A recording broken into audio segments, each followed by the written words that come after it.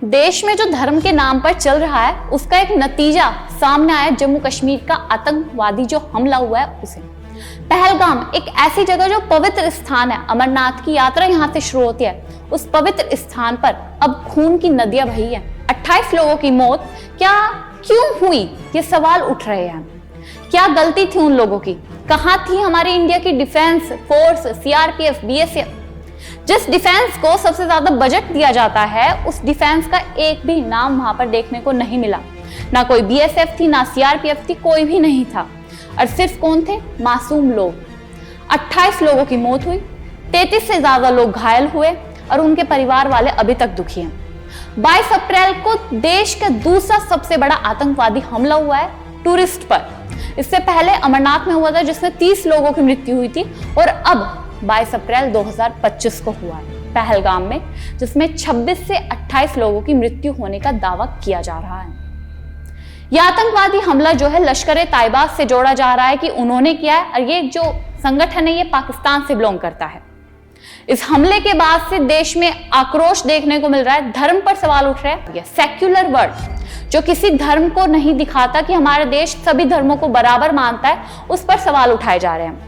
जनता कह रही है कि सेक्युलर वर्ड को हम नहीं मानते। जब टेररिस्ट हमसे हमारा धर्म पूछ सकते हैं तो हम इस देश में सेक्युलर वर्ड को क्यों माने? ये सब सवाल एक ही जगह जाकर रुक जाते हैं कि ये देश में धर्म की बातें शुरू कब से हुई। कहते हैं कि आतंकवाद का कोई भी धर्म नहीं होता, लेकिन जब उन लोगों से धर्म के नाम पर गोली चलाकर उन्हें मार दिया जाता है तो वो आतंकवाद का धर्म कैसे हो जाता है? और कहा जाता है कि तुम अपने प्रधानमंत्री नरेंद्र मोदी से जाके कह देना कि हम धर्म पूछकर गोली मार रहे हैं। क्या यही भारत है? इसी भारत की कल्पना की थी जब 1947 में पाकिस्तान और हिंदुस्तान अलग हुए थे। क्या तब गांधी ने सोचा था कि पाकिस्तान और हिंदुस्तान को अलग करने के बाद ये नया रूप देखने को मिलेगा?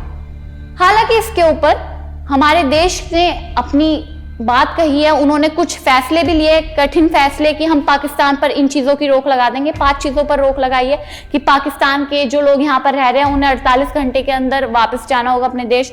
जो पाकिस्तान में हमारे वीजा के लिए लोग बैठे हैं उन्हें वापस बुला लिया गया है। सिंधु नदी का जो पानी है उस पर रोक लगा दी गई है, और जो पानी पाकिस्तान में जाता है जो उनका मेन सोर्स है उस पर रोक लगा दी गई है। लेकिन इन सभी फैसलों से क्या आतंकवाद खत्म होगा?